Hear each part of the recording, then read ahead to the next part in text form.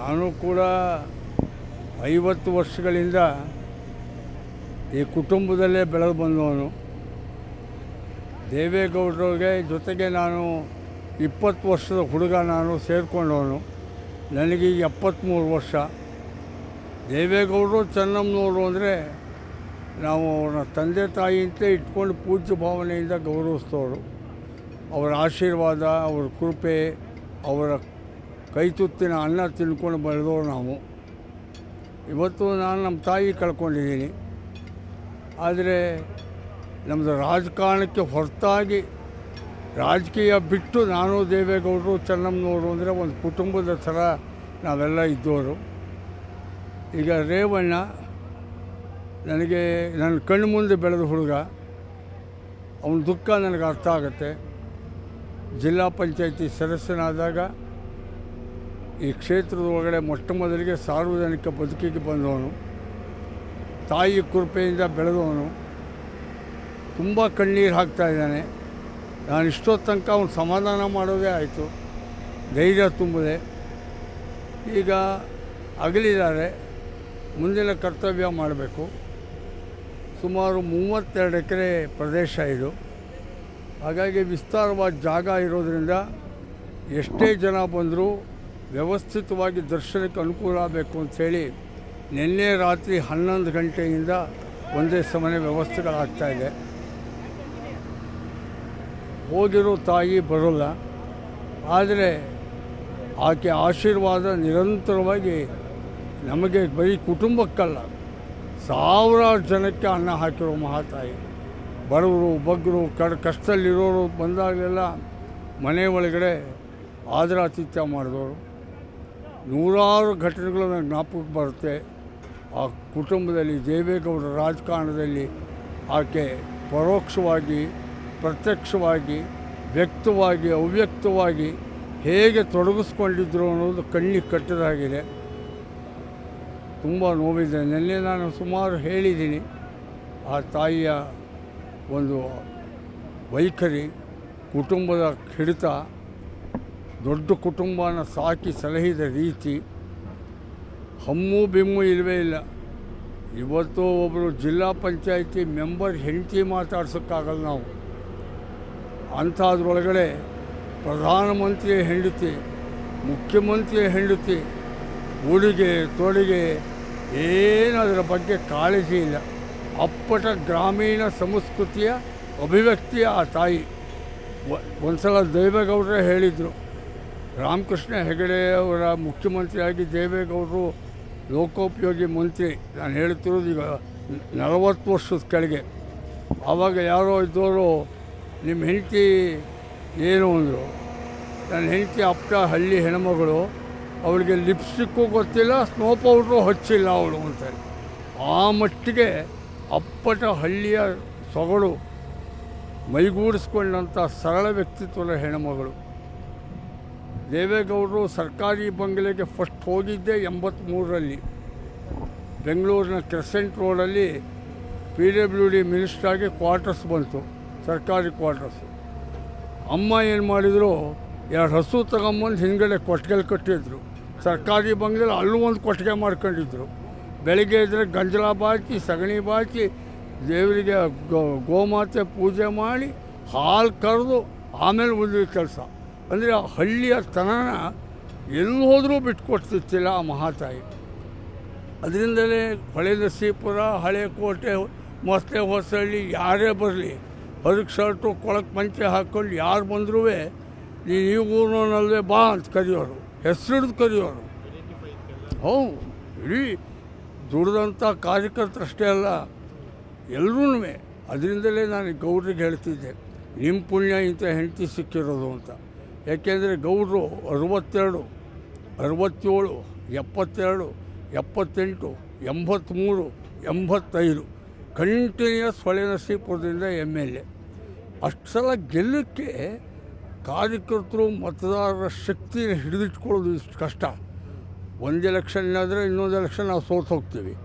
ಗೌಡರು ಅಷ್ಟು election continuous ಗೆಲ್ಲಬೇಕಾದ್ರೆ ಅದು ಅಷ್ಟು ಧನಬಲ ಇರೋದಂಥ ಒಬ್ಬ ಮಧ್ಯಮ ವರ್ಗದ ಕೃಷಿಕ ಕುಟುಂಬ ಹಾಗೆ ಗೆಲ್ಲಬೇಕು ಅಂದರೆ ಅಲ್ಲಿ ಕಾರಣ ಏನು ಅಂದರೆ 90% ಆ ಕಾರ್ಯಕರ್ತರು ಜನ ಬರೋರ್ನೆಲ್ಲ ಸಾಂತ್ವನ ಹೇಳಿ ಧೈರ್ಯ ತುಂಬಿ ಅವ್ರ ಕಷ್ಟ ಸುಖ ಕೇಳಿ ಗೌರವ ಮಾಡೋ ಕೆಲಸನೆಲ್ಲ ಅವ್ರ ತಾಯಿ ಚೆನ್ನಮ್ಮನವರೇ ಮಾಡ್ತಾಯಿದ್ರು. ಆಮೇಲೆ ಇವರ ಅತ್ತೆ ಸೊಸೆ ಗೌಡ್ರ ತಾಯಿ ಇದ್ದರು. ಯಾವಾಗ ಅಂದರೆ ದೇವೇಗೌಡರು ಪ್ರಧಾನಿ ಆದಮೇಲೆ ಅವ್ರ ತಾಯಿ ತೀರ್ಕೊಂಡಿದ್ದು. ಆದರೆ ಗೌಡ್ರು PWD ಮಿನಿಸ್ಟರ್ ಆದಾಗ ಇವ್ರ ತಾಯಿನೂ ಇದ್ದರು, ಗೌಡ್ರ ತಾಯಿನೂ ಇದ್ದರು, ಚೆನ್ನಮ್ಮನವ್ರು ಒಟ್ಟಿಗೆ ಇದ್ದರು.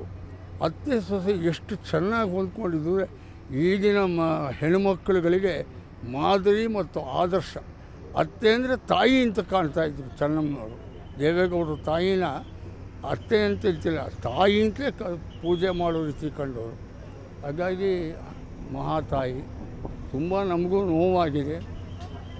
ದೇವೇಗೌಡರಿಗೆ ನೆನ್ನೆ ನಾನು ಒಂದು 3/4 ಗಂಟೆ ಸಾಯೋದಕ್ಕೆ ಕೆಲವೇ ಗಂಟೆಗಳ ಮುಂಚೆ ಚೆನ್ನಮ್ಮನವರು ತೀರ್ಕೊಳ್ಳೋಕ್ಕೆ ಮುಂಚೆನೇ 3/4 ಗಂಟೆ ನಾನು ಗೌಡರು ದೇವೇಗೌಡರು ಇಬ್ಬರೇ ಗೌಡ್ರ ಮೇಲೆ ನೆನ್ನೆ ಮಾತಾಡಿದ್ವಿ. ಗೌಡರು ಆವಾಗಲೂ ಒಂದು ಸ್ವಲ್ಪ ಆಶಾಭಾವನೆ ಇಟ್ಕೊಂಡಿದ್ರು, ಇಲ್ಲ ಕೊನೋ ಸಂಜೆ ಹೊತ್ತಿಗೆ ಚೇತರಿಕೆ ಆಗುತ್ತೆ ಅಂತ. ಹೌದು ಅವ್ರಿಗೆ. ಆದರೆ ಆಮೇಲೆ ನಾನೇ ಗೌಡ್ರಿಗೆ ಧೈರ್ಯ ಕೊಟ್ಟೆ. ನೀವೇ ಹಿಂದೊಂದು ಸಲ ಹೇಳಿದ್ರಿ, ಯಾರೋ ಜ್ಯೋತಿಷಿಗಳು ಹೇಳಿದ್ದಾರೆ ನಿಮ್ಮ ಹೆಂಡತಿಗೆ ಮುತ್ತೈದೆ ಸಾವು ಅಂತ ಹೇಳಿದ್ದಾರೆ ಅಂಥೇಳಿ, ಬಹುಶಃ ನಿಜ ಆಗುತ್ತೆ, ನೀವು ಸಂತೋಷ ಪಡಿ ಅಂತ ಹೇಳಿದ್ದೆ ನಾನು. ಈಗ ದೇವೇಗೌಡರು ಸ್ವತಂತ್ರವಾಗಿ ಸ್ಪರ್ಧೆ ಮಾಡಿ ಪಕ್ಷಕ್ಕೆ ಇದ್ದಾಗ ನಮ್ಮ ಹತ್ರನೂ ಹೇಳ್ಕೊಂಡಿದ್ರು ಒಂದ್ಸತಿ, ಅವ್ರಿಗೆ ಒಂದು ಕನಸು ಬೈತು, ಅದನ್ನು ಹೇಳ್ಕೊಂಡು ಧೈರ್ಯ ತುಂಬಿದ್ದೆ ಚೆನ್ನಮ್ಮ ಅಂತ. ಯಾಕೆಂದರೆ ಒಂದು ಪಾರ್ಟಿ ಟಿಕೆಟ್ ಹೌದು, ಯಾಕೆಂದರೆ ವಿರುದ್ಧ ಈಜಬೇಕು ಅಂತ ಖಂಡಿತ ಕಷ್ಟ ಇತ್ತು. ಆಮೇಲೆ ದೇವೇಗೌಡರನ್ನ ಚೆನ್ನಮ್ಮನವ್ರು ಮದುವೆ ಆದಾಗ 54ನೇ ಇಸ್ವಿ, 54ರಲ್ಲಿ ಮದುವೆ ಆದರು. 8 ವರ್ಷಕ್ಕೆಲ್ಲ ಈ ಚುನಾವಣೆ ಬಂತು, 62 ಚುನಾವಣೆ. ದೇವೇಗೌಡರು ಆವಾಗ ಇಲ್ಲಿ ಎಜುಕೇಷನ್ ಮಿನಿಸ್ಟರ್ ಆಗಿದ್ದರು ನಿಜಲಿಂಗಪ್ಪನವ್ರ ಕ್ಯಾಬಿನೆಟ್ಟಲ್ಲಿ, AG ರಾಮಚಂದ್ರ ರಾವ್ ಅಂತ. ದೇವೇಗೌಡರು ಕಾಂಗ್ರೆಸ್ಸಿನ 2 ಬಣಗಳಲ್ಲಿ AG ರಾಮಚಂದ್ರ ರಾವ್ ಬಣ ದೇವೇಗೌಡರು. ಆಗ ಆ ಬಣಕ್ಕಿದ್ದರಿಂದ ನಿಜಲಿಂಗಪ್ಪನವರು ಟಿಕೆಟನ್ನು ಇವ್ರಿಗೆ ಕೊಡಲಿಲ್ಲ. ಡೆಲ್ಲಿವರೆಗೆ ಇವ್ರ ಹೆಸರು ಹೋಯ್ತು ಪಟ್ಟಿಲಿ, ಅಂತಿಮ ತನಕ ಹೋಗಿ ಪಟ್ಟಿನಲ್ಲಿ ದೇವೇಗೌಡ ಹೊಳೆ ನರಸೀಪುರ ಅಂತ ಇತ್ತು. ಆಮೇಲೆ ಕೊನೆಗಳಿಗೆ ಡೆಲ್ಲಿ ಚೇಂಜ್ ಆಗಿಬಿಟ್ಟು ಬೇರೆ ಆಗ್ಬಿಡ್ತು. ಬೇರೆ ಆದ ತಕ್ಷಣವೇ ಗೌಡ್ರೇನು ಮಾಡಿದರು, ಇಂಡಿಪೆಂಡೆಂಟಾಗಿ ನಿಂತ್ಕೋಬೇಕು ಅಂತ. ಆವಾಗ ದುಡ್ಡು ಕಾಸು ಏನೂ ಇಲ್ಲ, ನಿಂತ್ಕೊಳ್ಳೋಣ ಬೇಡವೋ ಅಂದಾಗ ಮಾವಿನಕೆರೆ ರಂಗನಾಥ ಸ್ವಾಮಿ ಕನಸಲ್ಲಿ ಬಂದು ನಿಂತ್ಕೊ ನಾನು ಇದ್ದೀನಿ ಅಂತ ಹೇಳ್ದಂಗೆ ಆಯಿತು ಅಂತ ಅನ್ನೋದ್ರ ಮೇಲೆ ದೇವ್ರ ಮೇಲೆ ಭಾರ ಹಾಕಿ ನಿಂತ್ಕೋತೀನಿ ಇವರು. ಆಗ ಸಪೋರ್ಟಾಗಿ ನಿಂತ್ಕೊಂಡಿದ್ದೆ ಚೆನ್ನಮ್ಮನವರು. ಅದಕ್ಕೆ ಮುಂಚೆನೂ ಕೂಡ ದೇವೇಗೌಡರು ಸಣ್ಣ ಪುಟ್ಟ ಕಾಮಗಾರಿ ಗುತ್ತಿಗೆ ಮಾಡ್ತಿದ್ದಾಗ ಸೀಡ್ ಮನಿ ಕಟ್ಟಕ್ಕೆ, ಮೂಲಧನ ಕಟ್ಟಕ್ಕೂ ಕೂಡ ತಮ್ಮ ಆಭರಣಗಳನ್ನು ಒತ್ತೆ ಇಟ್ಟು ದುಡ್ಡು ತಂದು ಮಾರಿ ಗಂಡನಿಗೆ ಕೊಟ್ಟವರು. ಅಲ್ಲಿಂದ ನನ್ನ ಗಂಡನಿಗೆ ಒಳ್ಳೆಯದಾಗಬೇಕು, ನನ್ನ ಕುಟುಂಬಕ್ಕೆ ಒಳ್ಳೆಯದಾಗಬೇಕು. 62ರ ಚುನಾವಣೆಗೆ ಒಬ್ಬ ಪಕ್ಷೇತರನಾಗಿ ದೇವೇಗೌಡರು ಸ್ಪರ್ಧೆ ಮಾಡಿದಾಗ ಕೈನಲ್ಲಿ ಬಿಡಿಗಾಸಿಲ್ಲದೆ ಇದ್ದಾಗ ಒಂದು ಕರಪತ್ರ ಮಾಡಿಕೊಂಡು ಸೈಕಲ್ ಮೇಲೆ ಗೌಡರು ಹಳ್ಳಿಗೆ ಹೋಗಿ ಪ್ರಚಾರ ಮಾಡಿಕೊಂಡು ಕಾಂಗ್ರೆಸ್ಸಿನ ರೆಬೆಲ್ ಕ್ಯಾಂಡಿಡೇಟಾಗಿ ನಿಂತ್ಕೊಂಡು ಗೆಲ್ಲುವ ಮಟ್ಟಕ್ಕೆ ಆದರೂ ಗೆದ್ದರು ಅಂದರೆ ಅಲ್ಲಿಂದಲೇ ದೇವೇಗೌಡರ ರಾಜಕೀಯ ಜೀವನ ಹರದನಹಳ್ಳಿಯಿಂದ ವಿಧಾನಸೌಧಕ್ಕೆ ಹೋಗಿದ್ದು. ಅದ್ರ ಹಿಂದಿನ ಶಕ್ತಿ ತಾಯಿ. ಅವತ್ತಿನಿಂದಲೂ ಪೂಜೆ ಪುನಸ್ಕಾರ ಜಪ ತಪ ಹಿರಿದಲ್ಲೇ ಬಂದವರು. ಒಂದು ಮನೆ ಒಳಗಡೆಯಲ್ಲಿ ದೀಪಾವಳಿ ಹಬ್ಬ ಅಂದರೆ ಅದು ದೇವೇಗೌಡರಿಗೂ ಕಟ್ಪಾಡು ಹಾಕ್ಬಿಡೋರು, ಗಂಡನಿಗೂ ಅಷ್ಟೇ ಉಪವಾಸ ಇರಬೇಕು, ನೀವು ಎಣ್ಣೆ ಸ್ನಾನ ಮಾಡಬೇಕು ಅಂತ. ದೀಪಾವಳಿ ಹಬ್ಬದ ದಿನ ಹಸು ತರಿಸಿ ಮನೇಲಿ ಗಂಡ ಹೆಂಡತಿ ಪೂಜೆ ಮಾಡಬೇಕು. ಹಬ್ಬದ ದಿನ ಗಂಡ ಹೆಂಡತಿ ಒಟ್ಟಿಗೆ ಕೂತ್ಕೊಂಡು ಊಟ ಮಾಡಬೇಕು.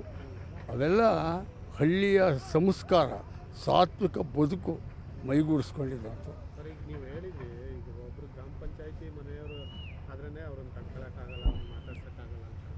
ಬಹುತೇಕ ಶಕ್ತಿ ಬಂದಾಗೆಲ್ಲ ಮನೆಯವರೆಲ್ಲ ಏನಾದ್ರು ಭಾಗಿಯಾಗಬೇಕು ಅಥವಾ ಕಾಣಿಸ್ಕೋಬೇಕು. ಬಟ್ ಇವರು ಎಲ್ಲೂ ನಿಮ್ಗೆ ಆಶ್ಚರ್ಯ ಆಗುತ್ತೆ, ನೀವು ಕೇಳಿದ್ದಕ್ಕೆ ಹೇಳ್ತಾ ಇದ್ದೀನಿ, ನಿಮ್ಗೆ ಆಶ್ಚರ್ಯ ಆಗುತ್ತೆ. ದೇವೇಗೌಡರು ಮುಖ್ಯಮಂತ್ರಿ, ಎಷ್ಟೋ ಕಾರ್ಯಕ್ರಮಗಳಿಗೆ ಮುಖ್ಯಮಂತ್ರಿಗಳು ಬನ್ನಿ ಬನ್ನಿ ಅಂತ ಕರೀತಾರೆ.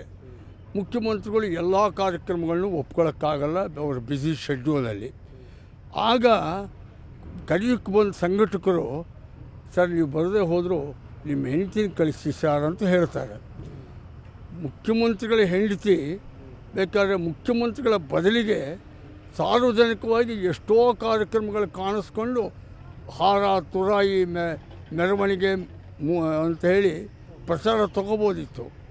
ನಿಮಗೆ ಆಶ್ಚರ್ಯ ಆಗುತ್ತೆ, ದೇವೇಗೌಡರು ಮುಖ್ಯಮಂತ್ರಿ ಆದಾಗ ಪ್ರಧಾನಮಂತ್ರಿ ಆದ 10 ತಿಂಗಳು, ಮುಖ್ಯಮಂತ್ರಿ ಆಗಿ 18 ತಿಂಗಳು, 28 ತಿಂಗಳು.